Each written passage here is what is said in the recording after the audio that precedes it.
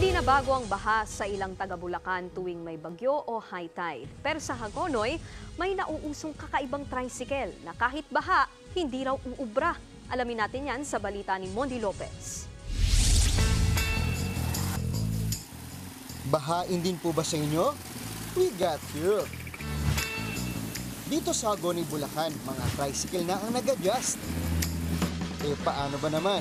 Kahit walang bagyo o habagat, baha is waving again and again, lalo na kung high tide sa tabing ilog. Buti na lang, present ang mga modified trike na kung tawagin ay tikling. Gaya ng mahabang binti ng ibang tikling, ang mga pamasadang trike pinatangkad na rin. Pero teka, sino kaya may pasimuno nito mga long-legged bicycle na pabibo sa baha?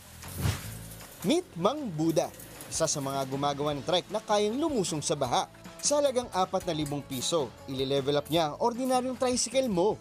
Dati din kasi ako magta-tricycle driver. Ngayon, para maiwasan na makabiyahe sila ng tricycle, isip namin na itaas ang mga motor ng tricycle para makatulong makabiyahe. Award, super brainy ang person. At para makasabay sa agos, agad na rin nagpa-upgrade ng trike si Lowell para sa biyahe di siya malos. Malaki din yung pagbabago dahil unang-una mataas na yung tricycle ko, hindi nawabasa, nakataas na yung sidecar at saka yung motor. Hindi rin nagpahuli si Kuya Jerry. Ang taas ng kanyang trike, itinodo ng 1 metro. At dahil ang baha ay pataas ng pataas, talagang tikling lang ang pwedeng lumabas. Naihatid ko yung mga tao papunta sa kabilang baryo sa pamamagitan po nito. Kasi kung mababa, may posibilidad na tumirik lang po yung sasakyan. Certified anti-basa sa baha. Nice one! Nandito tayo ngayon sa Barangay San Miguel, Hagonoy, Bulacan. Ako po mismo, taga Bulacan din, doon nga sa kabilang bayan. Pero makikita nyo rito sa Hagonoy, may tinatawag silang tikling na tricycle. At kung gusto nyo mas mataas, heto, sasakyan natin si Kuya Jerry. Ang sabi niya, mga 1 metro nga daw yung taas. Tara, subukan natin.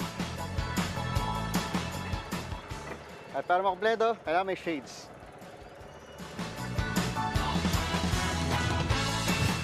Galing ng pagkakagawa, mas mataas nga lang ang bayad sa pamasahe. Ang mahalaga, hindi mo na kailangang itaas ang iyong paa o lumusong sa baha ng nakabota.